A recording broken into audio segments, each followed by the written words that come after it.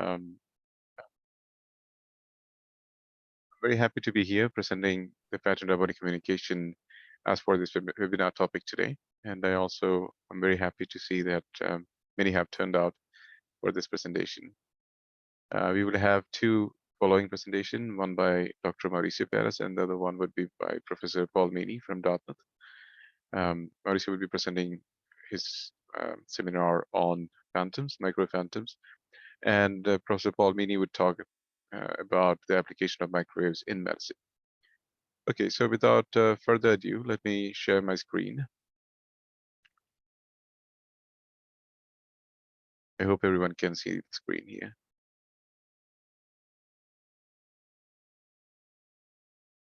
All right, so PAT intra-body communication. As we know that the talk is going to be on intra-body communication, especially the concept of PAT intra-body communication.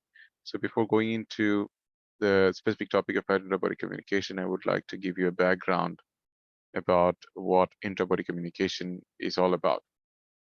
Okay, even before going into that, let me introduce myself. I'm Robin Agustin. I'm an associate professor at the University of Uppsala. I lead the group called Microwaves in Medical Engineering, based in Solid State Electronics Division of Department of Electronic Engineering in Uppsala University. So our focus is mostly on medical engineering related projects, and we have got this opportunity to coordinate B-CRATOS PET Open Horizon 2020 project on brain-computer or brain-machine interface.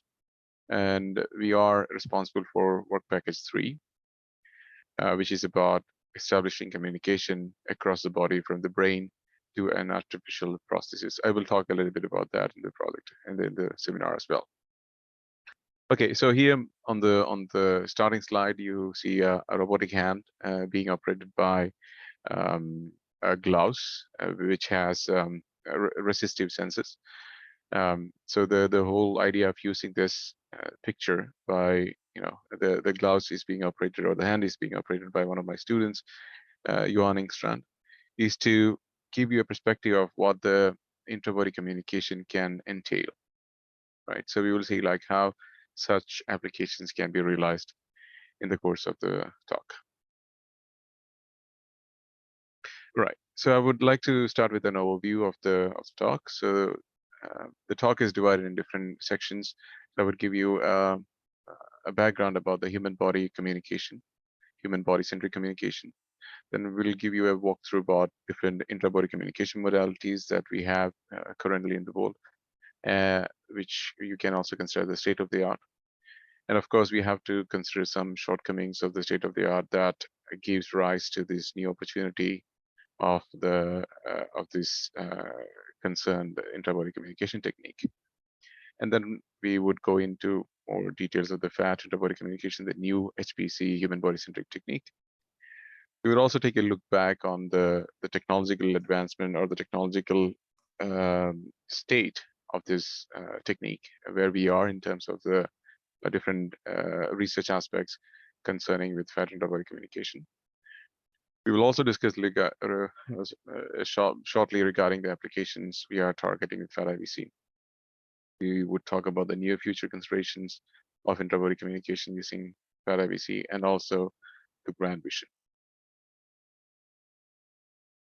Okay, so what is human body-centric communication? So in human body-centric communication, it is considered that one of the tissues or multitude of the tissues inside the human body itself can act as a transmission medium, where one can transmit data from one point to an atypically different location inside or on the body, right? So it is a physical layer solution, meaning that we have to work in terms of the hardware of the system. And the human body technique, human body communication technique should have low interference with other communication modalities like Wi-Fi, Bluetooth, etc., as well as it should be able to provide reliable data link, meaning that it should be able to work 24/7 without hindrance. So those kind of considerations has to be taken into account when devising such human body centric communication techniques. So when you are talking about HPC, there can be different scenarios. As you can see on the screen, there can be scenarios where you have two nodes or multiple nodes working on the same person's body, on body. There could be also scenarios where the node that is mounted on a human's body is communicating with a node which is off the body, which means that the receiver or the transmitter is outside the user's body. There could be also techniques. There will be also instances where you want to communicate from your body to another person's body. So that is body-to-body communication. And then again, you have the consideration of in-body communication, meaning that you have nodes which are implanted that might have to discuss or talk with each other, meaning that an implanted node talks to another implanted node, or the implanted node talks to a wearable node. So in those conditions or in those cases, you can consider the communication to be in-body communication. So when you talk about these communications, you also talk about the applications associated to the communication technique.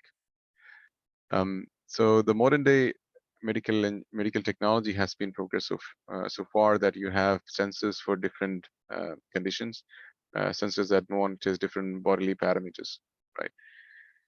So in that picture to the right, you see that there are different applications that we can consider. So maybe one of the common is the pulse sensors that everyone has, everyone who uses a Fitbit has in the Fitbit. So the pulse sensor is a PPG, photoplethysmograph-based sensing modality that senses the pulse rate of the person, right? We can also think about cardiac pacemakers, which are implanted application where the device itself creates artificial pacing so that the heart can go on beating, right? So those patients who don't have this innate ability to create the natural pacing needs support from the cardiac pacemaker. There is also a system that is called vagus nerve stimulator, which could also help in accelerating or in improving digestion. Right. I mean, I'm particularly intrigued by such applications. So vagal nerve is one of those nerves that plays key role in involuntary actions such as digestion, breathing, and heart rate, keeping the heart rate, etc.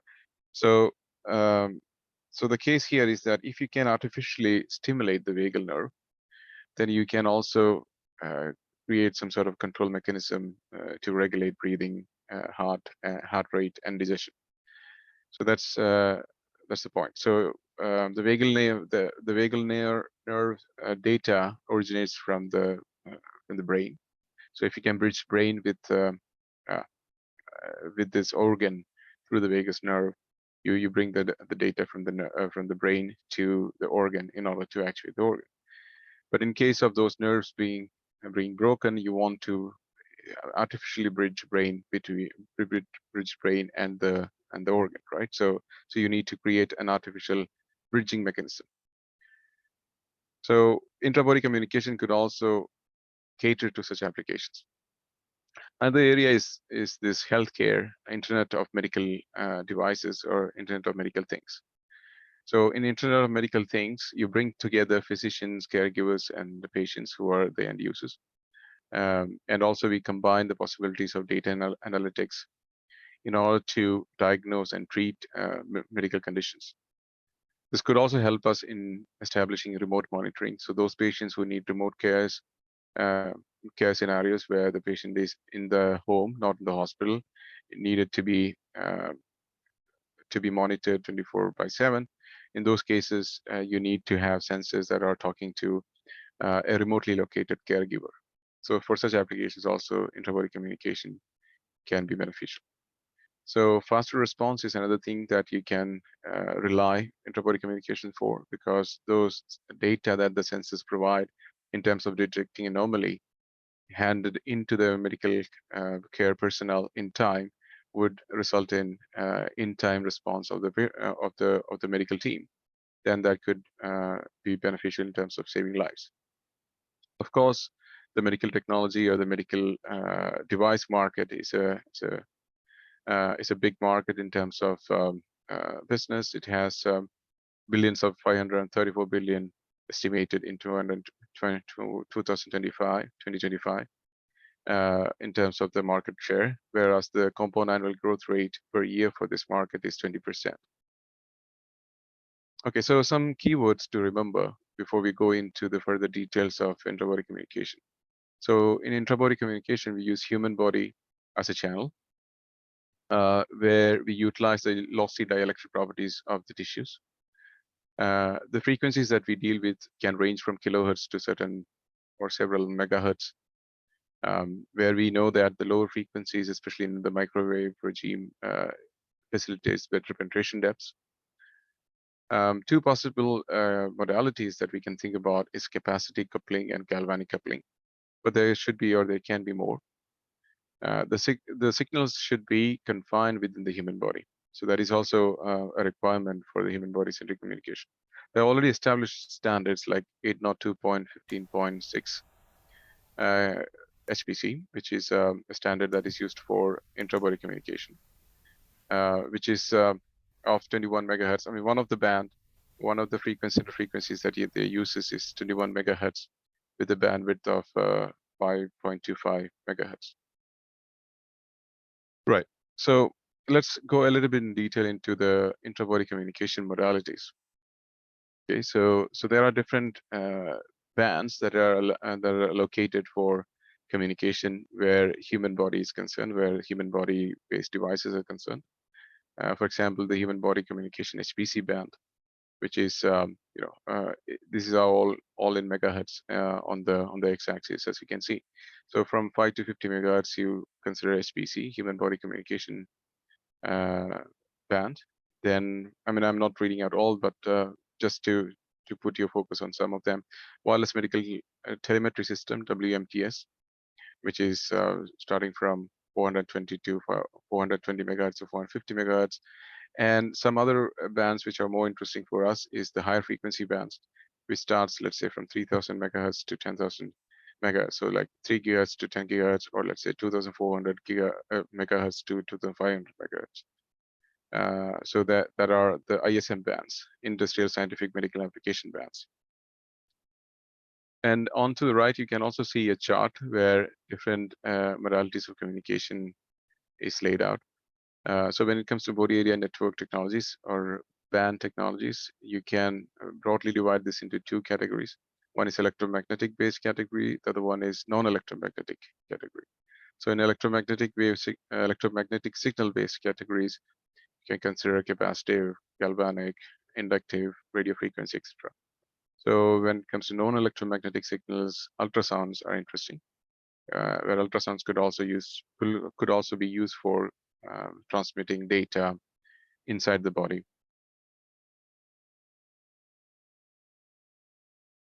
Right.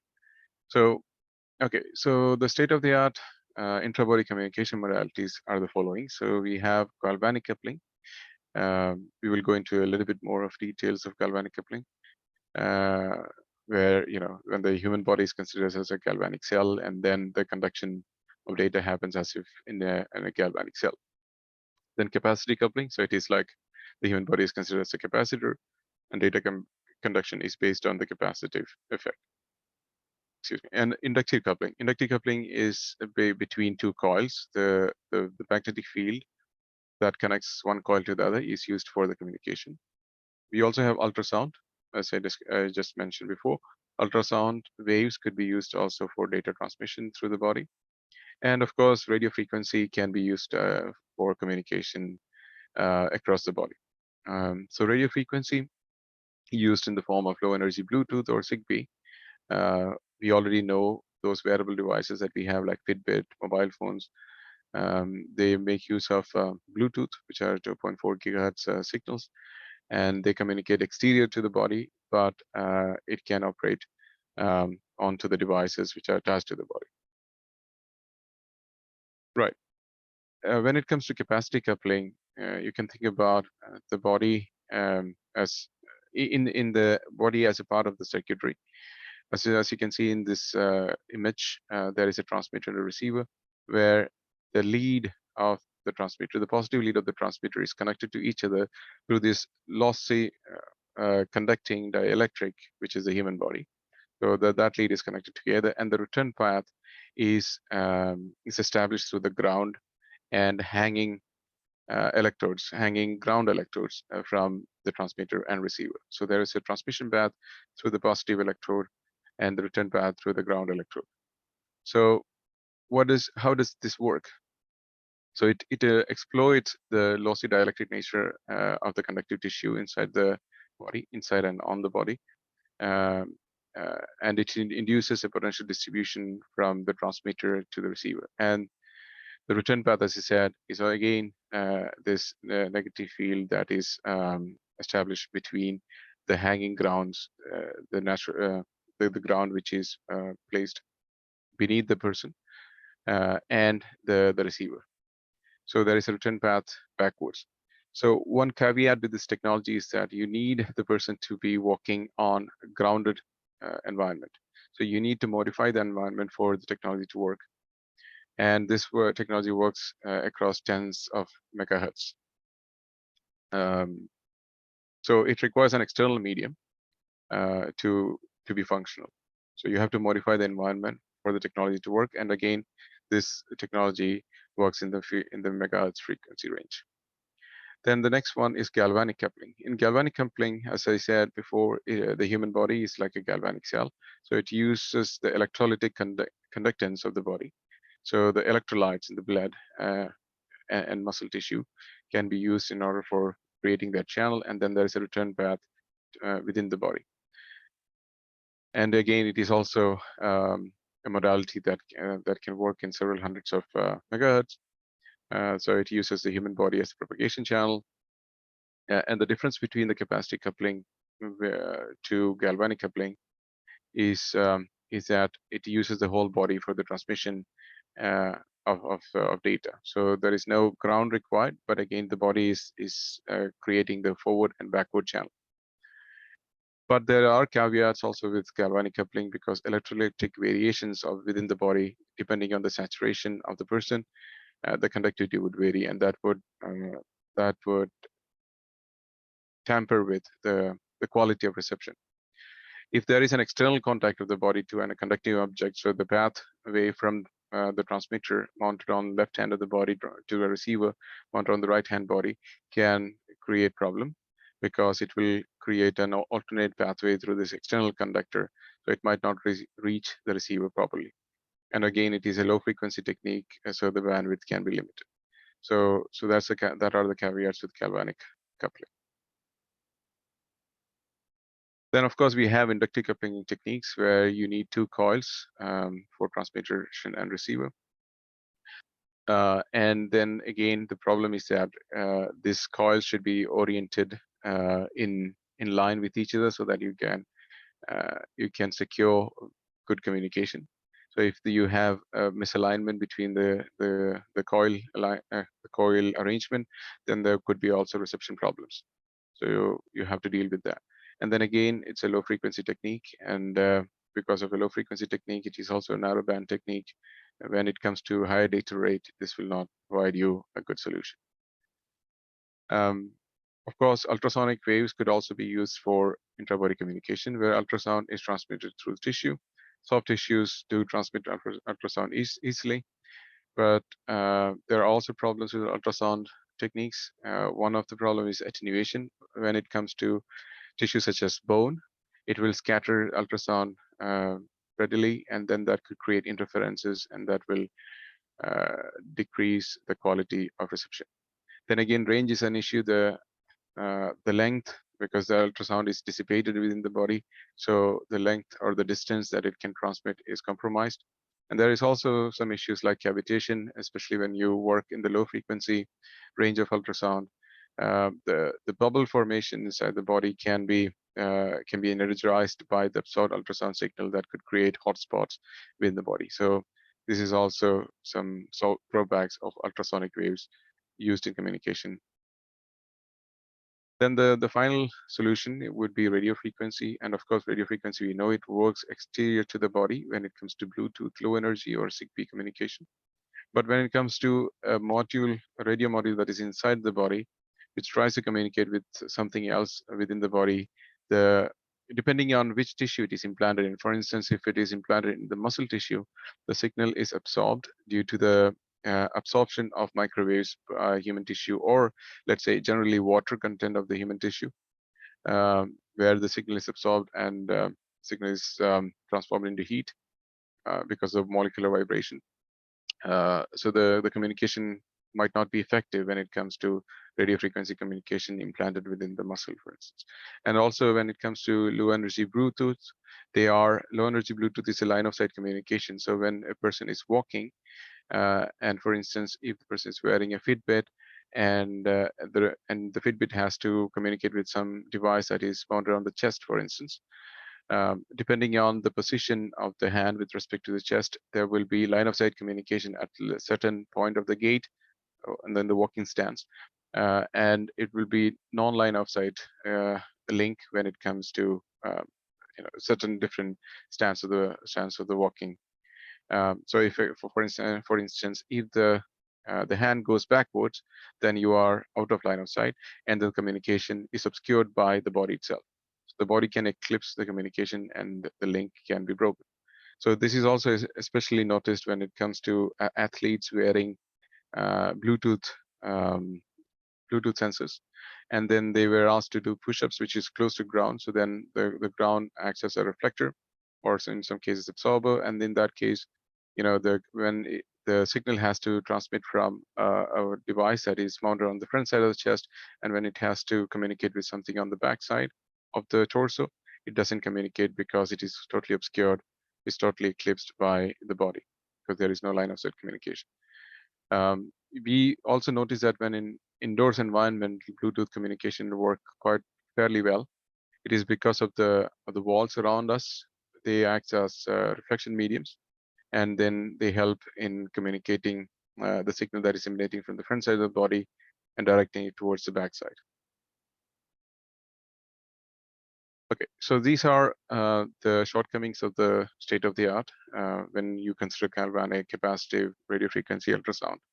So, for example, the capacitive coupling, you need external ground. So the person has to walk on an external ground plane. In galvanic coupling, electrolytic variations could affect the communication. Of course, the external contacts are also a problem when it comes to communication in the context of galvanic coupling. We also have problems of cavitation with ultrasound. So radio frequency is a line of sight communication. When it is out of line of sight, it doesn't work very well. So radio frequency communications also are prone to external factors. I mean, prone to communicate badly when it comes to external factors such as rain, humidity, if you are in shower. So the microwave emanated from the radio frequency nodes can be readily absorbed, so the communication channel can be deteriorated. Uh, Distance is a problem when it comes to inductive coupling and ultrasound coupling. All these coupling techniques, such as capacitive, galvanic, and inductive coupling, suffer from low bandwidth. They also have higher path loss. Security is an issue because, especially when it comes to galvanic or capacitive coupling, you can easily tap out the signal, given that the eavesdropper has a direct connection or direct attachment to the human body. So for that reason, low privacy and data rate, there is also low privacy, and the data rate is also compromised because of the low bandwidth. All right, so what are the requirements of an ideal HPC system, human body-centric HPC system? So an HPC system should be immune to environmental factors, unlike this capacitive, galvanic, or other radio frequency technique. Should offer low path loss, meaning that the communication should work at lower energy or lower power levels. It should be location independent, meaning that it should work irrespective of the anatomical location of the human body. It should be able to cover longer distance on the body. The comfort of the user is important. It should support higher bandwidth, security, safety, and should also be able to support high data rate and give privacy to the user. Right. So now we come to our case of fat intra-body communication. So we see that there are caveats, there are drawbacks with respect to the state-of-the-art communication techniques. So we need to have a new communication modality that can circumvent these drawbacks. And that's where we had the idea to develop a new system or a new technique that can offer these requirements, or that can address these requirements. So when we think about different tissues within the body in the perspective of electromagnetics, what is interesting is the fat tissue. When you think about the fat tissue, it is the one of the few tissues in the body that is frequency non-dispersive, meaning that it doesn't vary too much in terms of its dielectric properties when it comes to the microwave frequency spectrum. That's one thing. Another thing is that fat tissue has very low dielectric constant and very low dielectric loss. So a microsignal that propagates through fat encounters low loss, meaning that it can act as a almost a transparent medium that conducts microwaves through. Then if you take the cross section, as you see in the figure of the body, you can see different layers. Our body is stratified in different layers. So the external layer, the most exterior layer of the human body is comprised of skin. And then it comes beneath that fat, and then it is layered by muscle below the fat. So you have skin, fat, muscle. It is sort of a sandwich structure within the body. And then if you consider the properties of skin and muscle, they are similar in terms of its dielectric characteristics. So the dielectric constant is, let's say, skin's dielectric constant is almost 35, around 2.4 gigahertz, muscles is 55, and its conductivity is high, as well as muscles conductivity is high. So I stated before that fat's loss is low, and the dielectric constant is around 5. So if you consider all of these three layers together, they more or less act as a parallel plate waveguide or sandwiched waveguide, where the central layer acts as a medium that can transmit the signal through. So what does that mean? It means that if you are able to excite a microwave signal in the fat, then it could conduct the fat through the fat and propagate it to another part of the body. So fat intra-body communication is a methodology by which microsignals are excited in the subdermal fat layer situated above the muscle tissue, either from the surface of the skin or through an implanted node or a semi-implanted node, and facilitated to propagate the microsignal through the fat, and that is distributed across the body. I see that I have taken a little bit more of time. Maybe I can go a little bit deep into the technology itself. So here we have devised a setup that is used to characterize the channel. So here you can see that there is a transmission probe. You see an analyzer in the second picture to the right, in the almost in the middle of the slide. So there's a transmitter sending signal and a receiver receiving it. And in between, you have a 3-layer model, which is ex vivo tissue, skin, fat, muscle. And that setup is used to transmit signals at 2.4 gigahertz. I mean, the center frequency is 2.4 gigahertz with a bandwidth of 1 gigahertz.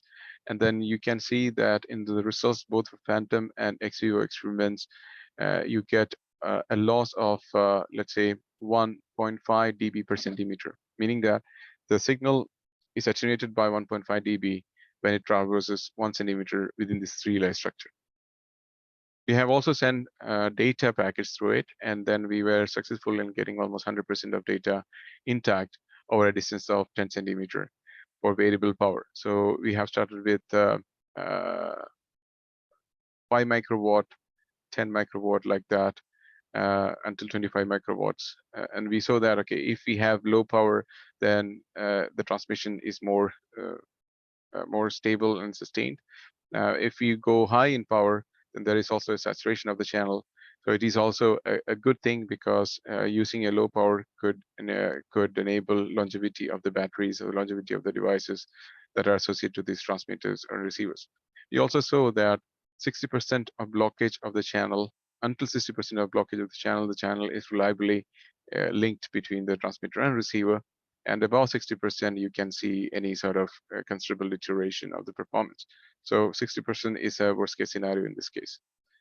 We have also done experiments where we have considered the inhomogeneity in the fat distribution. For example, the fat, when they are narrowing down in some regions in the body, and where the fat deposition is flared up in certain other regions of the body, how that will affect the channel. So we see that in both cases where you consider it as concavity or convexity of the channel, the variation could be -4 dB to -2 dB per centimeter. Um, right. So then we also have understood the effects of blood vessels that could pass through the fat channel. Like blood vessels could be oriented in different ways, and depending on its orientation, there could be reflections and there could be stoppage of the channel. So we have seen that, like vertical orientations and horizontal orientations of the blood vessels can deteriorate the channel, whereas um, orientation which is more in parallel of the direction of propagation basically doesn't affect the propagation of the signal. So we have also devised solutions for implanted communication, where implanted antennas were devised, and they are implanted within the fat layer in order to excite signals.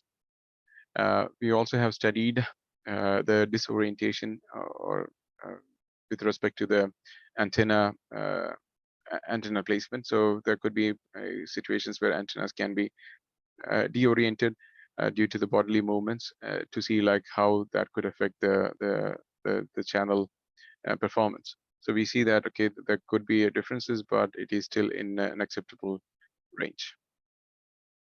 We also have studied the variations with respect to the dynamics of the body, where the different bodily movements could affect the channel.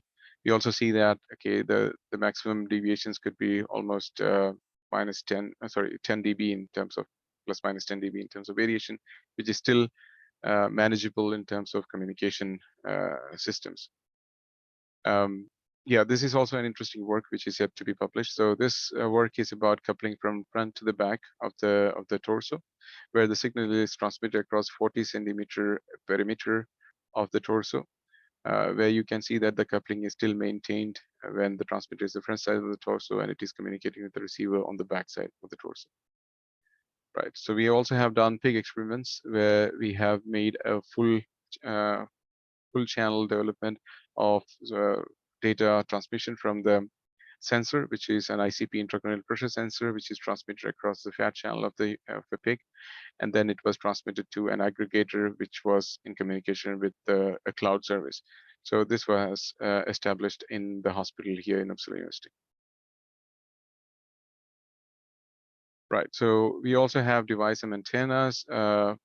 This antenna that you see in the bottom right is an antenna that was created in another project called Syntec, where this antenna was communicating from the skin through the fat channel to another module, which is mounted on the body in a different place. Right. So there are different data rates that is required in terms of communication. As you can see, most of those devices that are available in the market use a slow data rate. But when it comes to brain-machine interface, like we deal with in the B-CRATOS project, the data rate requirement is very high. We need an uplink of 64 Mbps and a downlink of 2 Mbps, which is only offered by such an intra-body communication system as FAT IBC. So these are also some examples of antenna designs that we do in the project. In the project, we are also looking at a demonstration phase where a monkey will be used in order to control a robotic hand using cues generated by monkey's own brain, and the information that is generated in the motor cortex of the brain is transmitted through the intra-body communication modality, FAT IBC intra-body communication modality, from the lower side of the brain or the head to the back side, and from there it is relayed to the hand, which executes certain tasks. So then there is also extensive optimization routines that we are doing, like you see in this figure, where our partner from Links in Italy, tour in Italy, they're doing topology optimization based solutions for antenna design that optimizes maximum coupling between a transmitter and receiver. So when it comes to an architecture of such a device which transmits and receives using intra-body communication, you can think about a communication interface, a processing unit. There would be memory associated to it, and then they will be interfaced with sensors and actuators. Yeah. So we have also have done some constellation diagram planning in order to see like what kind of modulation is best suited for FAT IBC based inter-body communication, where we have understood that quadrilateral phase shift keying, and other phase shift keying modalities of similar sort is equally working well when it comes to fat interbody communication, meaning that those communication modalities that we use in radio frequency communication for mobile communication applications can be also applied in fat IBC. So we can sort of use it as a retrofit for existing mobile communication technology. So in the near future, we will incorporate more dynamics in our studies. We are also aiming at full duplex communication, where you have bidirectional communication both towards an actuator and coming back towards the stimulator, which is implanted in the brain. We would like to demonstrate that in a non-human primate model to demonstrate the functionality of the system. And further on, we will do clinical trials. In the grand scheme, we would like to, as I said before, we would like to do a neural bypass system for patients who have injured the spinal cord, so that we can create a pathway between brain and organ of concern, so that you can connect between the brain and that organ, so that the bodily functions can be restored. Thank you so much for your attention. I apologize for the brevity. There were a lot more details which I couldn't go through, but maybe we can take that in the discussion. Thank you.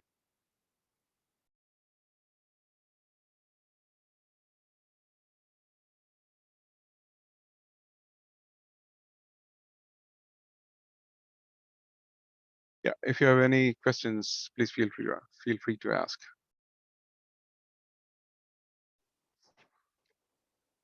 Hello, Professor Augustine. This is Amin from Iran. Hello, thank you for your interesting research and very good channel of communication.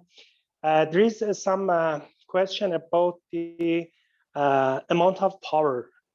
Is there any estimation about the power that need for this transmitter and receiver? Essentially, when we have some implants, the power is matter, and we need transmitter that as much as possible with low power. Maybe we want to use some batteries for long time. And my question is about the estimation of the power of such a transmitter, especially for implants. Right. Thank you, Amin, for that question. And it is very relevant question when it comes to, I mean, not only for implant, but also on-body wearable devices. The power is a concern, especially because you don't want to change the batteries very often, right? So our estimate is that, especially when it comes to the pig trials, where we have been working with the in-body communication, and all those implants, or most of the implants that we've been using, were implanted within the fat layer. We used 10 microwatt as for the power limit, which was sufficient for 40 centimeter communication across the pig's body, across the length of the pig. Okay, very good. Thank you. Thank you very much. Thank you, Amin. Okay. Any other questions?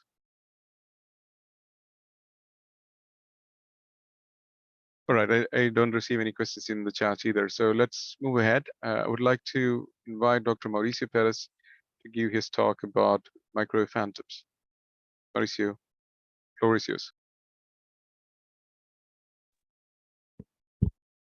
Yes, thank you. Can you hear me? Yes, Mauricio.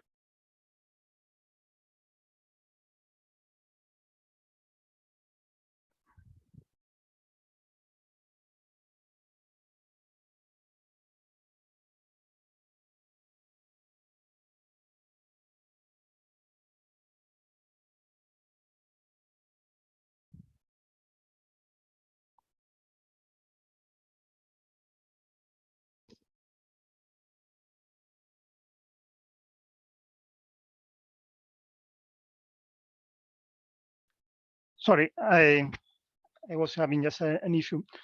Okay. Good afternoon to everybody. My name is Mauricio Perez. I'm a researcher here at Uppsala University. I basically work with Professor Robin Agustins in the microwaves in medical engineering group.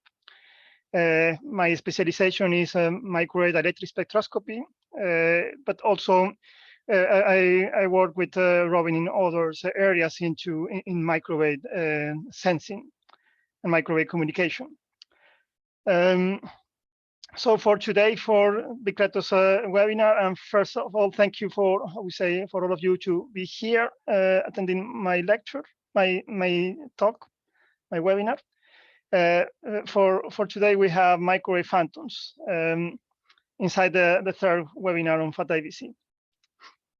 So to begin with, I just have this this slide that I want you to spend just a few seconds to look at. I mean, the question is to be or not. I mean, we have a skull, and then which skull is the natural one?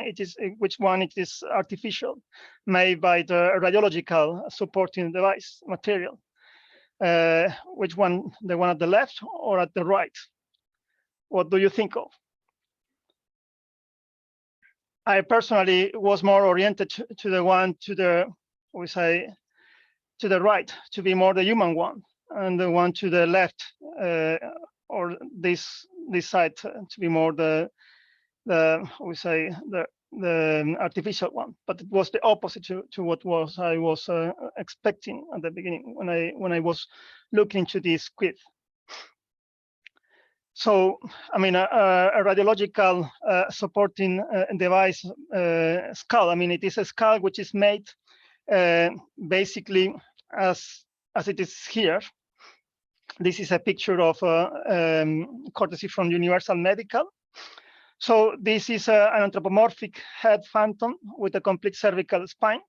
And as you see here, this is basically, a human-like head, in which inside we have a material which mimics really the bone tissue, and then surrounding the material there is surrounding the bone tissue there are material which emulate the soft tissue with a kind of a liquid a resin which is also solid, and this is used in nowadays very often for X-ray dosimetry studies. And here to the right, we have a skull, a human skull on display at the Museum of Osteology, just for the comparison. So what are phantoms? I mean, according to Wikipedia, we have these definitions. Phantom structures are artificial structures designed to emulate properties of the human body in matters such as, but not limited to light scattering, optics, electrical conductivity, sound wave receptions. Phantoms have been used experimentally in lieu of or as a supplement to human subjects to maintain consistency, verify reliability of technologies, and reduce experimental expenses. They also have been employed as a material for training technicians to perform imaging. So this is a quite good summary of what phantoms are. I mean, I also like to tell them. We talk more about artificial tissue emulating phantoms when we talk about also microwave phantoms, which are devices of composite materials synthesized through complex physical chemical processes with a specific mechanical, thermal, and electromagnetic properties. They are to mimic the biological tissues and are mostly used in biomedical engineering and other related areas.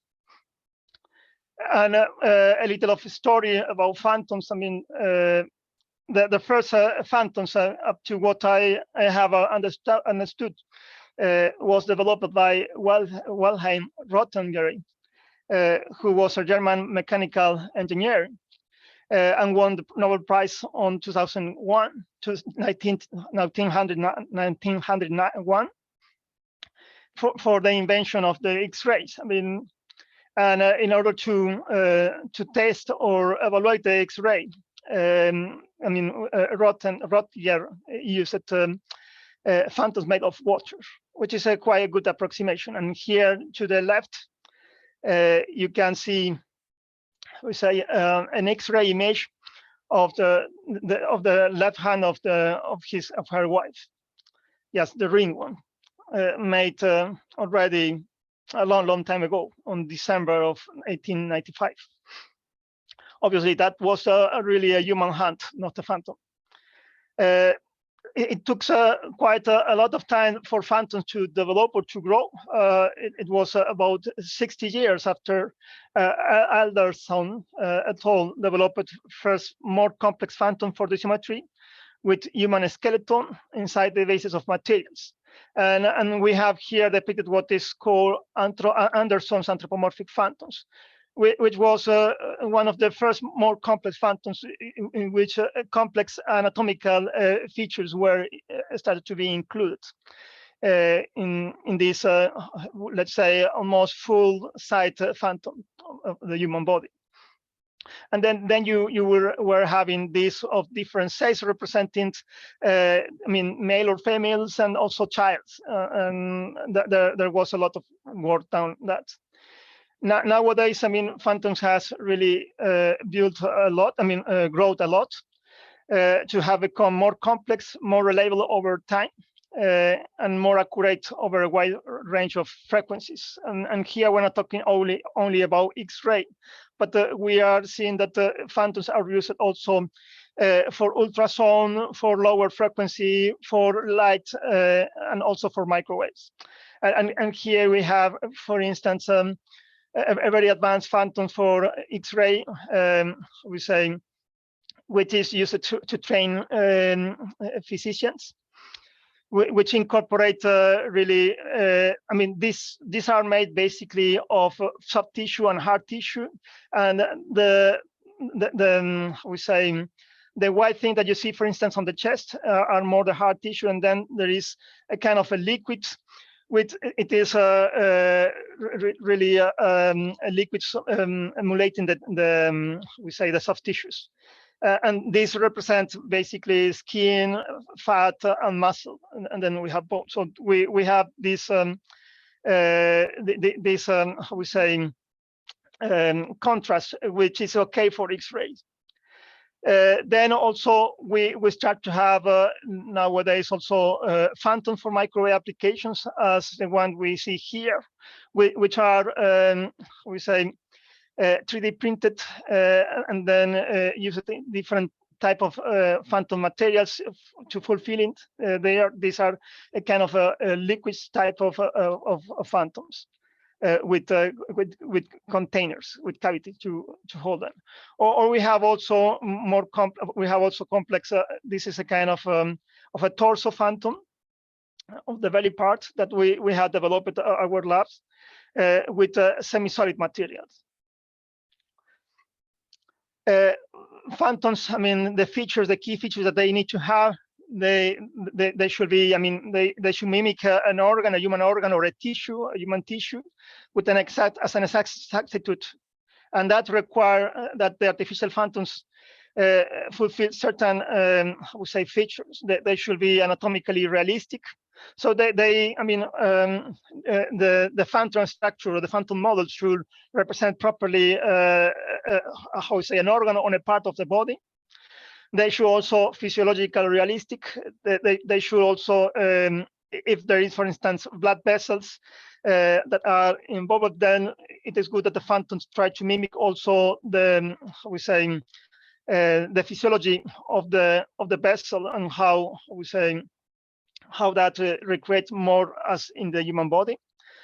Also mechanical realistic, and they should have, at least for the cases of phantoms, which we are looking at since rotten end time. I mean, for the dosimetry studies, that they should mimic the electromagnetic properties of the tissue accurately and precisely. And they should also have a long lifetime to keep the material properties for longer time without losing so much realism.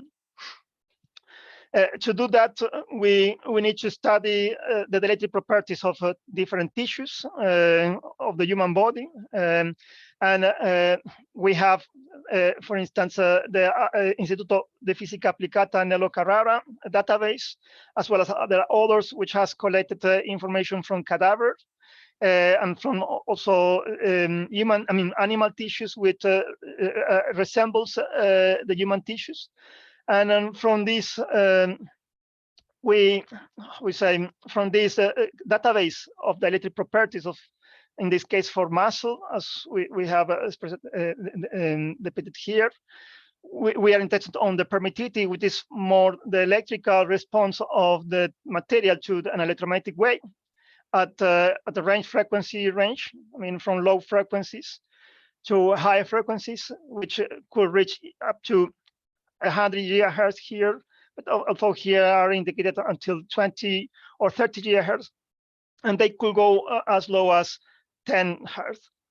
And I mean, the curve on the top, on the bottom, on the top, it is the permittivity curve, which has been measured with different methods to characterize the properties of the muscle. That's why you have different colors. I mean, red, green, and blue one. And the curve below corresponds to the conductivity in Siemens per meter. So these are important information that we need to have in order to view the more realistic phantoms. So phantoms can be classified as, according to their electrical properties, they're usually as low or high lossy materials. Mostly human tissues are lossy on nature. Then also we can classify them as water content on low water or high water content, and on by the physical appearance, liquid, gel, semi-liquid, jelly, or semi-solid and solid phantoms. So we have, for instance, jelly phantoms for neuroscience, which are basically a container fulfilled with a jelly type of material, or with and also with another we say solid structure inside to mimic for different applications on neuroscience, or for dosimetry studies to evaluate the specific absorption of implanted devices inside the body. Or also we could have solid phantoms. For instance, they are used to test the behavior of mobile phones, or also these headsets for entertainment, like for virtual reality and etc. Phantoms could be classified by, I mean, according to which part of the body it represents: head, breast, limb, or torso, or also full body. We have, I mean, in our group, we have developed different type of phantoms, I mean, phantoms material, and also phantoms models. And we are also very happy with our skin semi-solid phantoms, as you see here, which is a kind of a dog that you can really give the shape that you want. You can even roll it.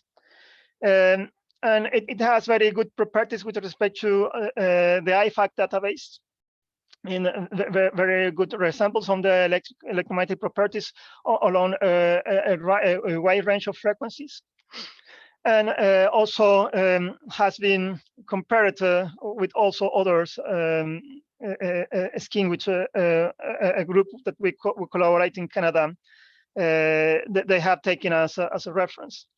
We are commercializing these phantoms under the name of Provingon AB, our spin-off company. Apart from skin, also we develop other type of semi-solid phantoms. Semi-solid phantoms, contrary to liquid phantoms, they had a advantage that they could be, we say, castable. So we could really adhere. I mean, we can give the shape that we want, and they don't require a container, which liquid or gel phantoms does. And even though here we have in a container, but that was just for a practical case. In this picture below, you see how we say, a multi-layer phantom of skin, fat, and muscle, which has been used to test, how we say, fat IVC communication with implanted nodes, a kind of monopole nodes implanted on the fat. And to the right, you have the figures of the relative permittivity for the fat and for the muscle, and also the loss tangent, which also quite well resembles those of our reference database. And this is also a torso phantom that we have recently developed. During the, last year, with the support of the SynTech project as well as LifeSec projects, which are projects in which we are studying fat IVC communication platform, as introduced by my colleague Robin Augustin before. And here we have developed two torsos phantoms, one representing an obese person and the other an athlete person. And the obese part represents the torso abdominal lower part. So basically the we say the belly part, in which you can see skin, also a subcutaneous fat, muscle, and we say visceral fat, as well as internal organs. And the spine column is here, as in my dot point.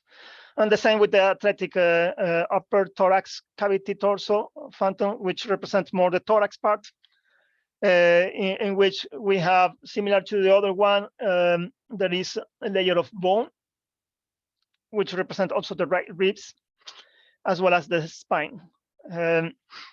And we have used also some colors also, which previously we didn't use, to make them more easy to distinguish. These phantoms here we had characterized, for instance, the skin and the subcutaneous fat, and they look quite well between them. And we have even how we say checked the life shell of these phantoms for more than 16 months, and we have proved that the properties keep even though after 16th month in good agreement with the IFACT database. And with the uncertainty of the method that we use to characterize, which is known to be, how we say, having at least 10% of uncertainty in the measurements. We have also, we in our group also has done other type of phantoms, like representing legs or arms. So lymph arts, as the one that you see here to the right.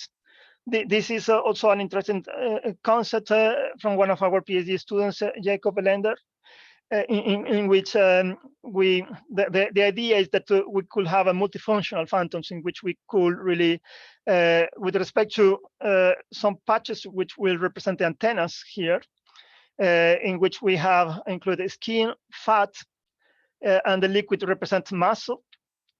So we have skin and fat, semi-solids, phantom, mass as a liquid, and then the bone here as a solid. So we use different type of appearance materials, and that has been also an interesting development. Then we have these are pure semi-solid phantoms, and we have also developed head phantoms for different applications, including intracranial pressure or bone healing. And also we have developed breast phantoms, a work from our PhD student Laia Joseph, in which we have represented both skin, how we say, fat, the fibroglandular tissue, as well as tumor inclusions, for testing, we say, an approach of detection of tumor relapse using the fat IVC concept. So this is about trends for the future or which are now going on. But nowadays it is more easy to get, for instance, an MRI. So if you get an MRI, then it could be very easy that you get personalized phantoms. And this is in relation to the concept of personalized medicine. Nowadays, I mean, it is more easy to go through an MRI because it is less invasive, like for instance, X-ray or CT scans, and then we could get the information of the individual, and with this information, we could then, through artificial intelligence, do segmentations and classify the different parts of the bone for instance, in this case of the head, and then from that send that to CAD designs. I mean, the design and adjust the part of the segmentation, and then build very sophisticated and very similarly to the individual, in which we could develop then phantoms to test, for instance, the devices on them. For instance, for making the device to work properly on them with reduced impact on their health, for instance, or with improving the efficiency of the device on the individual. Other trends are for instance on multimodal phantoms, which there are some recent works on phantoms that could really be functional not only at microwave frequency but also at ultrasound and also at other modalities like MRI or CT scan or we say mammography. In this is a work from Rubio and Cuccaro, multimodal breast phantoms, which was also very relatively recently published, and it is a quite interesting approach also because if we want to look also on the commercial perspective of phantoms, it is good also to do multimodal phantoms so that they can also be used not only for microwave but also for other imaging modalities. Here a glance of the medical imaging phantoms market potentials. Contrary to what Robin shows on the market for body-centric communication, which was with a compound annual growth rate of 20% in this case for phantoms, at least for the next 5 years, it is expected 5%. With the predominant, with the largest market, the Asian Pacific, but the North American market, the one which is growing faster.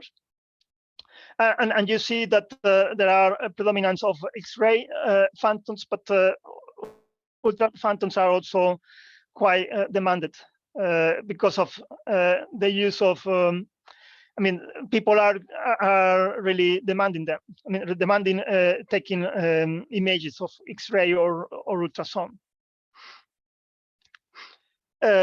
With the phantoms, we have also the idea of a business and of business opportunities. So, in case you are interested in our phantoms, please contact us.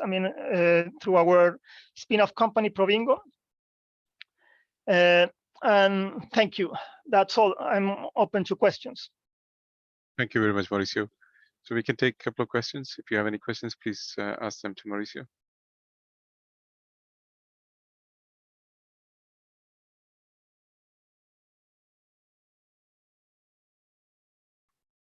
All right, I don't see any questions, neither in the chat.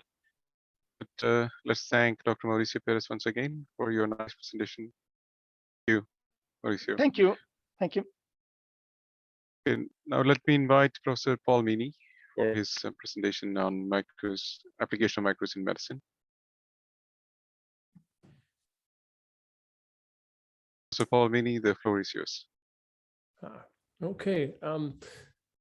Oops. So I assume I can just share the screen here. Yes, Paul, you can. Okay, great.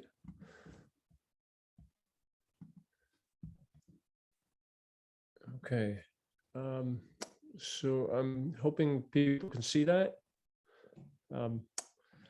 Okay, so I'm going to, my area of research is a bit different than what's been going on at Uppsala University, but I think there's quite a bit of overlap. And so I thought this would be an interesting topic.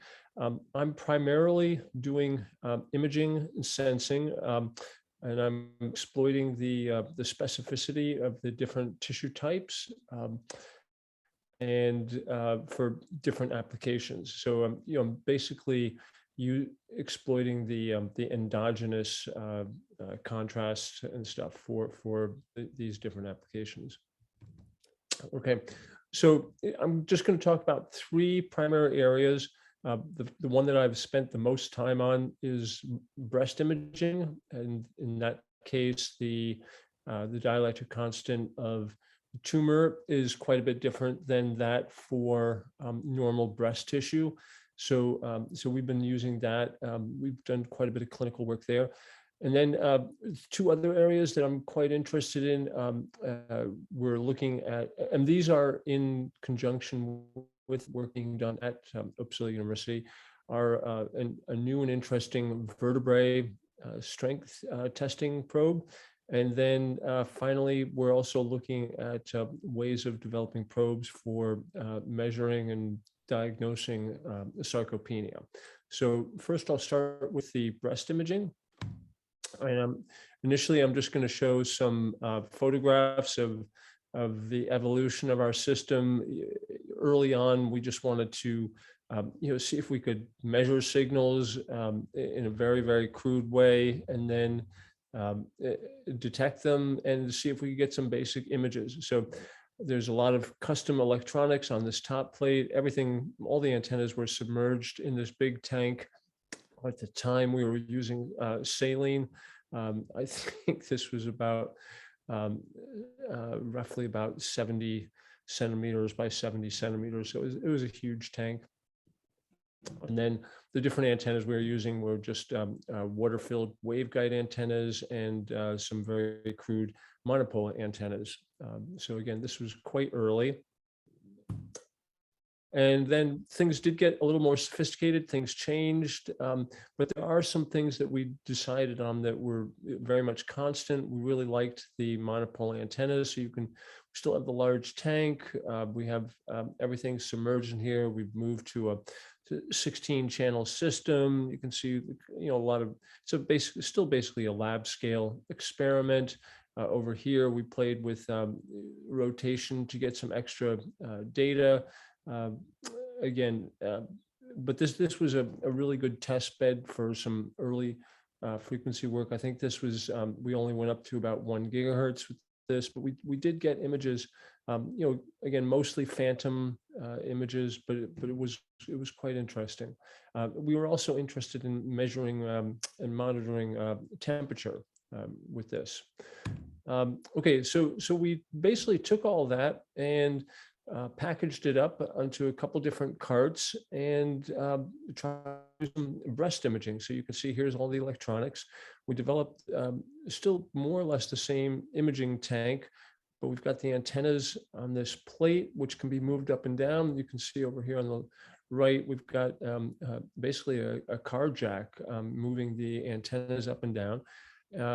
Put a plate over the top and covered everything up, sheets and a bit of padding, and we were able to get some very, very early images. And then this was our next effort. This was during a big program project grant from NIH. We did move up in frequency, so now we were working from about 1 to 2 gigahertz. We got rid of that big bellows, and so now the antennas pass through these hydraulic seals in the base. It's all a computer-controlled motor stuff, all the electronics underneath this bed here.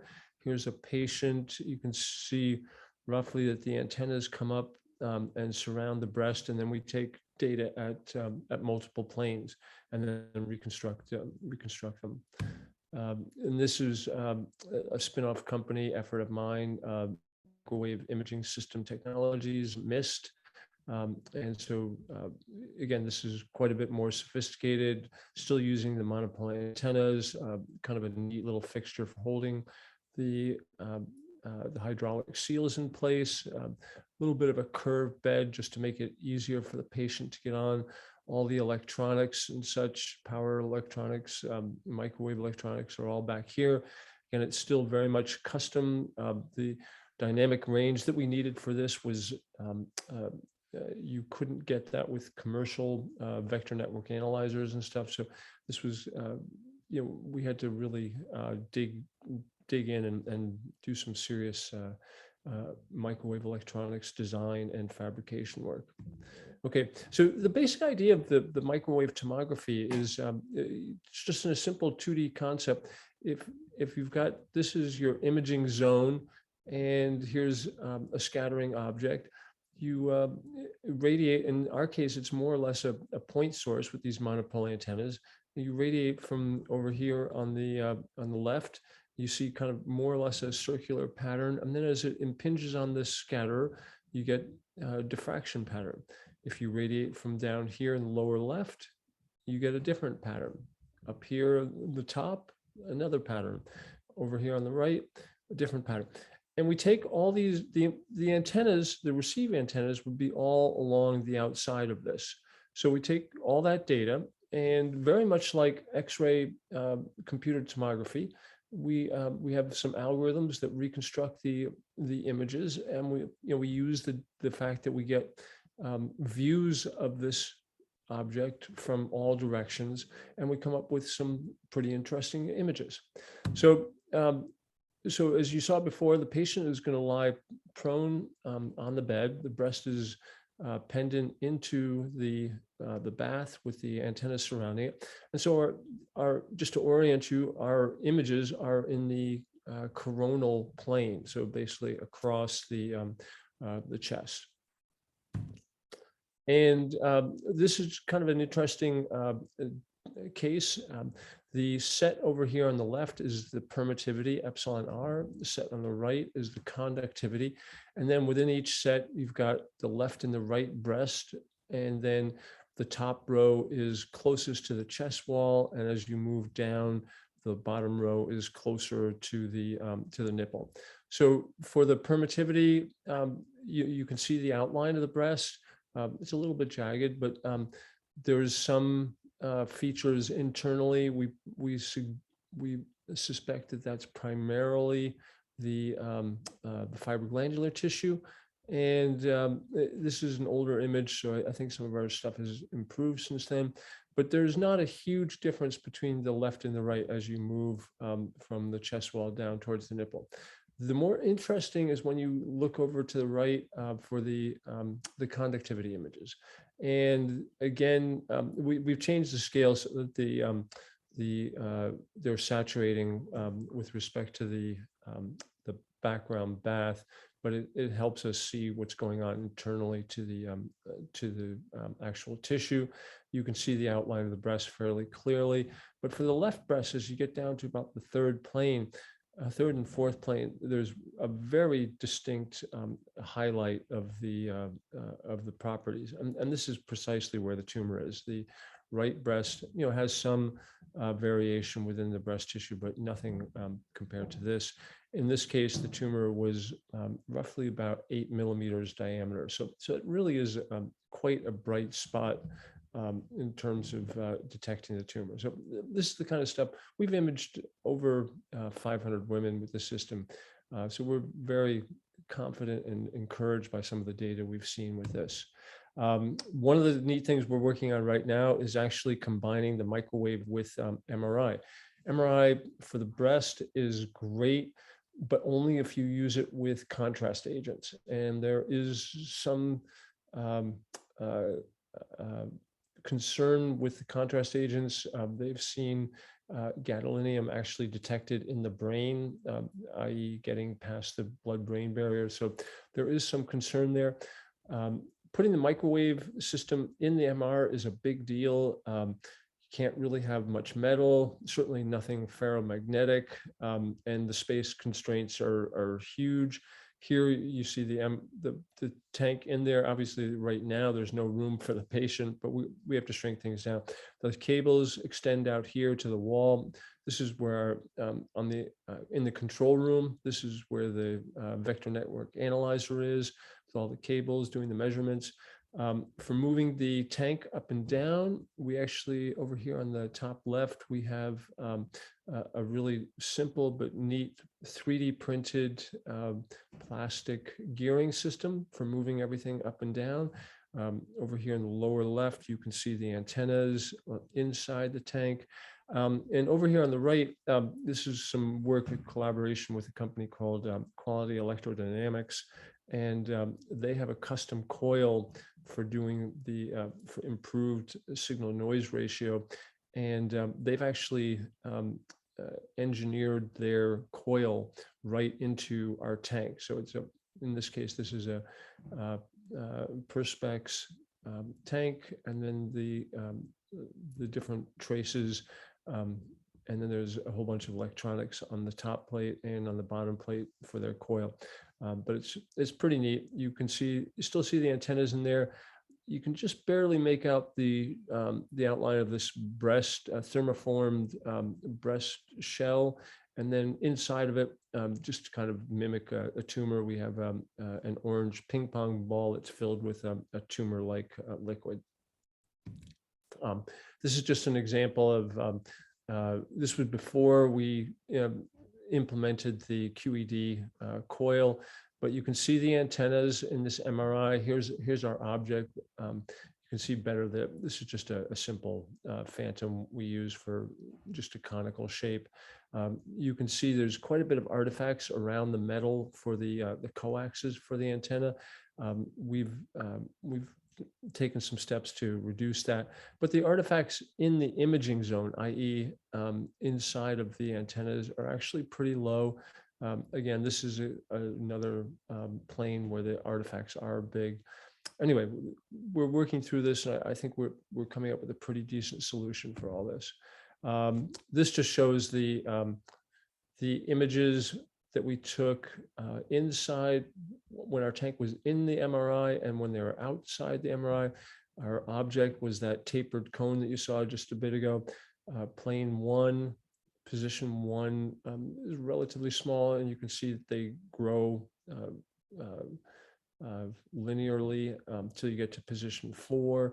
Similarly for the conductivity images over on the right and stuff. So we're fairly confident that we're getting good microwave images while the unit is inside the MR. Okay, I'll probably cover these a whole lot quicker. The first is the vertebrae strength testing.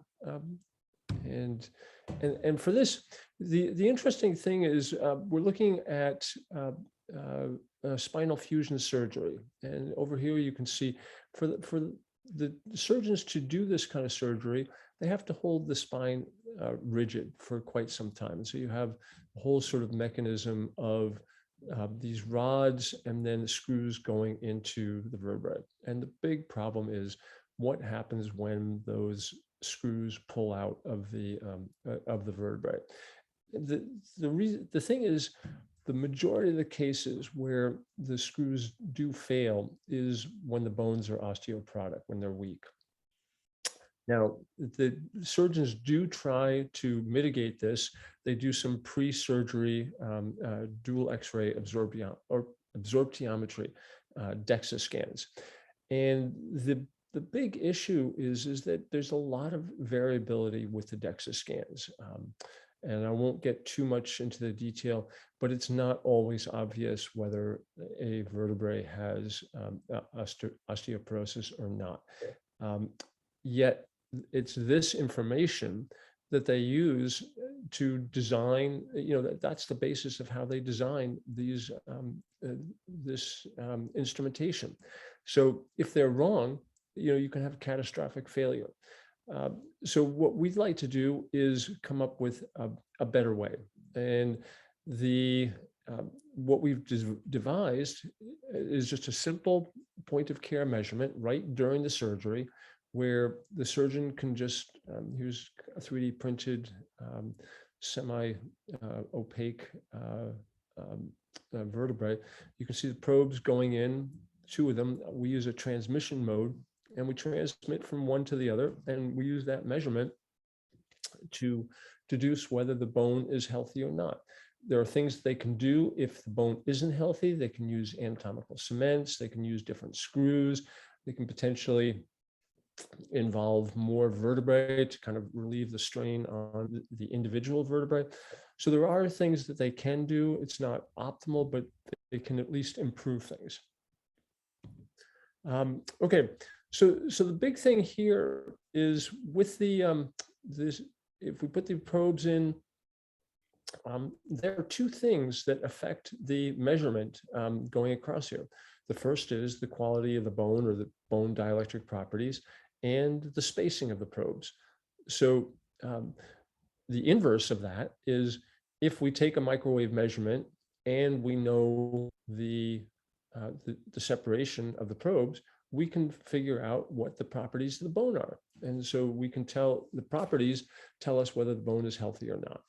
So, well, we can obviously take the microwave measurements. We just stick the probes in there and take a measurement. The big thing is, how are we going to determine the spacing? And for that, we've kind of, we've got a really neat concept. It's basic, it's really a very established technology, just a machine vision concept. And we mount the camera on one of the probes. You can see, we've got just a simple, cheap little webcam. And we have these targets, the different square patterns give a number, whereas the corners actually give the localization information. So you can see here in the lower left, you've got 2 probes, and these, we would just envision putting these into the vertebrae. The camera would be able to tell us the spacing between the 2 probes, and then the microwave measurement, just as the microwave measurement. And between the 2, we can calculate the dielectric properties. We have done some, just some simple measurements with bovine femur. And what we did was, we actually, here's our fixture, here's a sample bone. We took measurements on both sides of the growth plate, and the structure of the trabecular bone there is quite a bit different. And the data is noisy. Here it is over frequency range. And I think we had about 7 distal measurements and 7 proximal measurements. And you saw pretty good differentiation between the 2 different bones.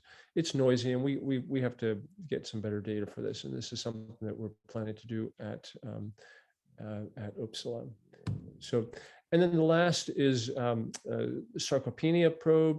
And for this, this is a photograph of it. This is actually 3D printed in metal. And the idea is that we've got coax, 2 coaxes here, connectors at the top end.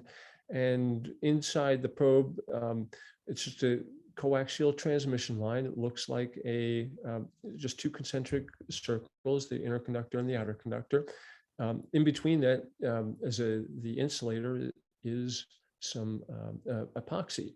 But then, one of the neat features of 3D printing is you can do all sorts of different shapes. And so we transition those 2 concentric circles to larger concentric ellipses. And so it comes out here.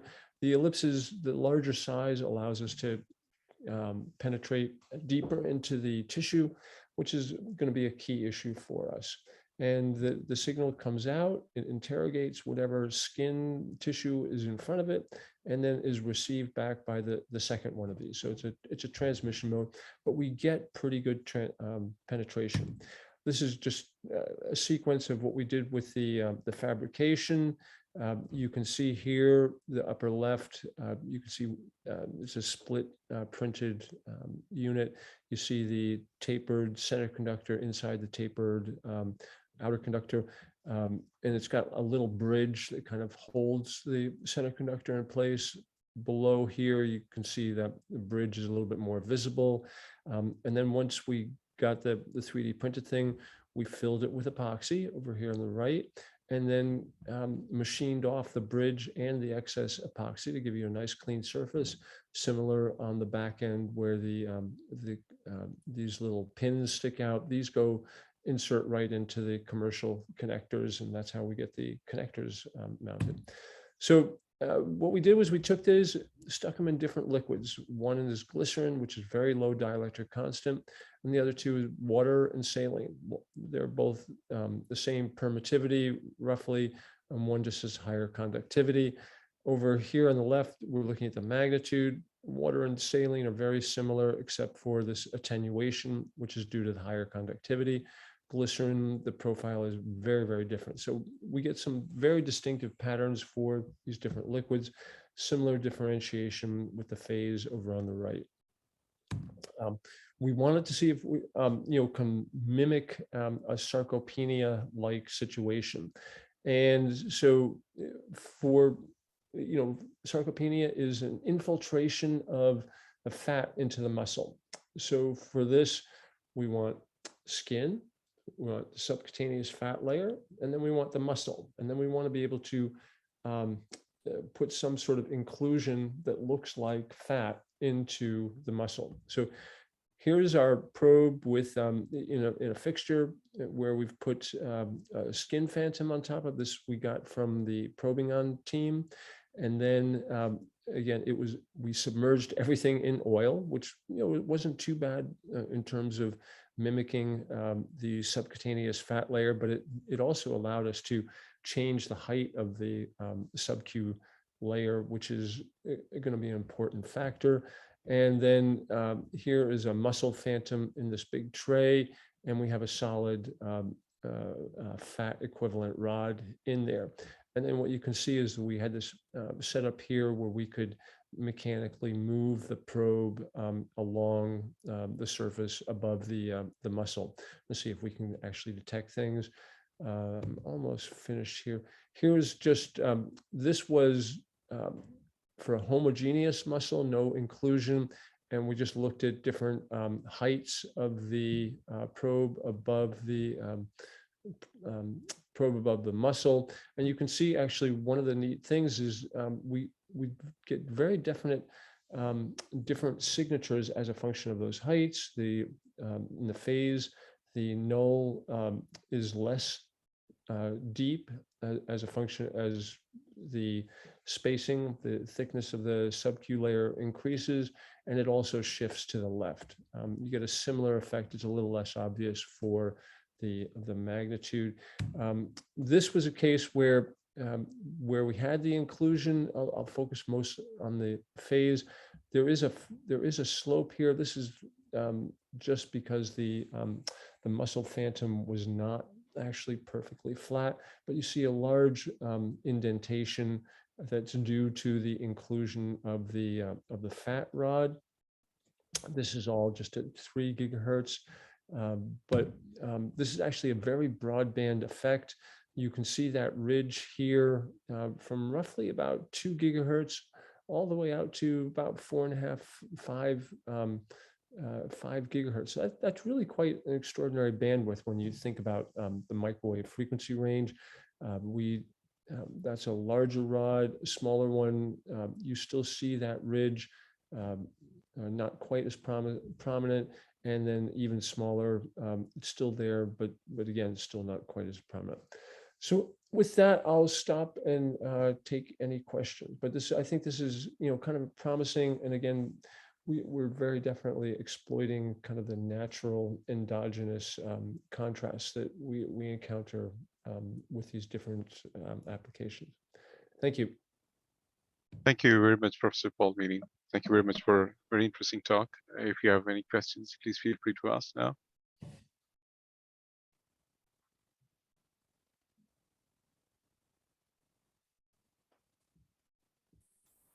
Hello.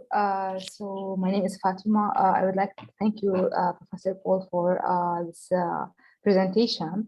Actually, I have like too many questions. I would like to know what frequency range you are using when you are working on your designs. If I'm talking about the first one, about the breast cancer, and the second one. And I'd like to know if you have investigated more probes, RF probes, rather than just a monopole or in the other one. Maybe you can just explain it more for me, please. Okay, I'll start with the first one. For the breast imaging, we generally take data from about 700 megahertz up to about 1.9 gigahertz, and I would say the bulk of our images we use about 1300 to about 1700 megahertz. And the monopole antennas actually work over a very broad bandwidth. We can get signal from 500 megahertz up to 3 gigahertz. They are resistively loaded, so they're not as efficient, but we're not quite as concerned about that because we have a very high dynamic range system. But the fact that we have such huge bandwidth is really, really a neat feature for us. I apologize.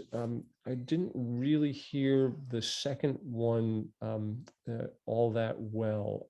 Yeah. So concerning like slide 19, if you go to slide 19, please. When you start talking about the Slide design, 19? yeah. Okay. Yeah. Would you please explain further? So this is another type of probe you are investigating? Right. Okay. Yeah. This is, I kind of sidestepped this whole issue, but interestingly, this the output here, these ellipses are essentially open circuits, and so an open circuit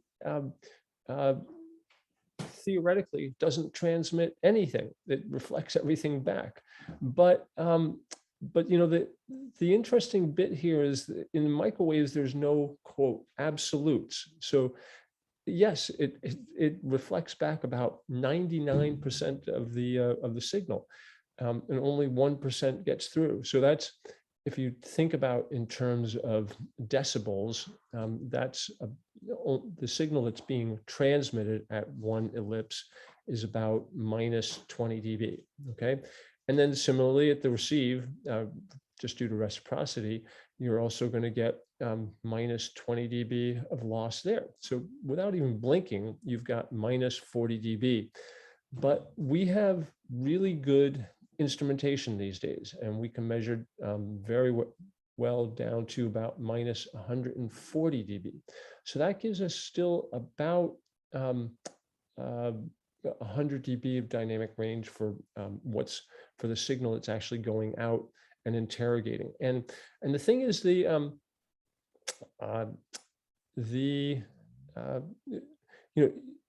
as I said, most of the signal is reflected back, but there's actually quite a bit of fringing signals that come out. And a perfect analogy are the commercial reflection single-ended probes that you purchase from Keysight Technologies. Those, yes, the signal goes out and it comes back. But the reason it works is that part of the signal actually fringes out into the tissue and then fringes back. Okay, so there is some form of interrogation. We're just taking that a step further.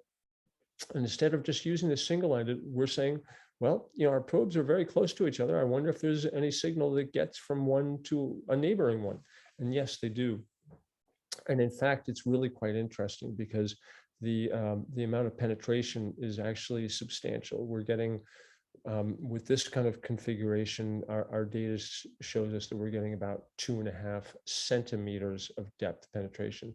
The single-ended probe is closer in terms of measurement depth, kind of a sensing volume is on the order of about 1/4 of a millimeter. So you're talking a couple of orders of magnitude difference in terms of penetration. So it's really, really quite impressive. anyway, some of the initial phantom stuff is very promising. And the other neat thing is those probes are so sensitive to, if you move them one little bit, you destroy the calibration. These, you can move them all over the place and take a measurement. They're fantastic.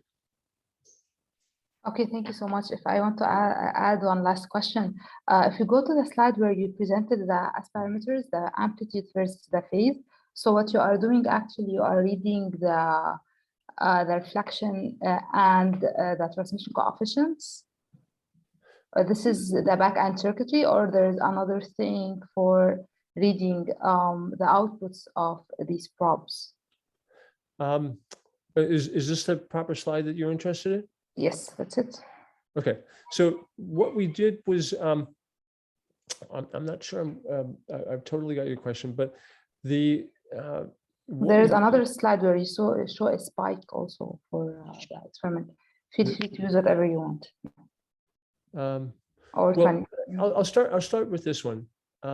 You know, the calibration is important, but the it's with the on the vector network analyzer, there's a very standard feature called the port extension. And what you can do is very easily move the reference planes to the to essentially the ellipse, to the plane right here where the apertures are. And then once we've done that little bit of calibration, then we just take, these are just raw measurements. And you get, you know, very, very different spectral information there. Similarly, these are similarly calibrated with the port extension technique. This one here is, we did normalize this to a measurement where kind of off to the side of that muscle phantom, where there's you were far enough away from where the bone was, and then we used that and normalized as we mechanically scanned across the phantom and stuff. So these measurements are subtle, but they're very definitely there. And that's going to be one of the challenges for how we actually implement this in a clinical situation. But we're I'm in the process of getting IRB approval to do that. So I'm hoping that our initial test will happen in the coming months. Actually, this was my last question, if you've been into clinical or not yet. So all the luck. Thank you. Yep. Thank you. Thank you very much, Paul. Thank you very much, Fatima, for your questions. Great, wonderful. And Paul, me personally, I was very amused to see the 90s slides that you had, 90s setup slides that you showed. I think I have never seen that before, to see your early developments on the imaging setup. So that is really wonderful to see those pictures. We actually, yeah, I think we actually have a paper published on that. I should make sure I get a copy to you. Right. Thank you, Paul. Okay. Right. So then let me thank all the speakers and the attendees of this webinar today. Thank you so much for attending, and all the speakers for presenting. So with that, we conclude this webinar session. So please stay posted that there will be more webinars coming out from B-CRATOS webinar series. So you can visit the B-CRATOS website regularly for more information. So there should be webinar series dedicated to different technological aspects of B-CRATOS, and the information will be posted on the B-CRATOS website. I will put the website address in chat so people attending this conference can follow. It's simple. It's www.bcratos.eu. And I would finally, last but not least, I would like to thank Madame Pascal Collier for arranging this event. Thank you so much. And I once again thank you all. Wish you a nice afternoon. Take care.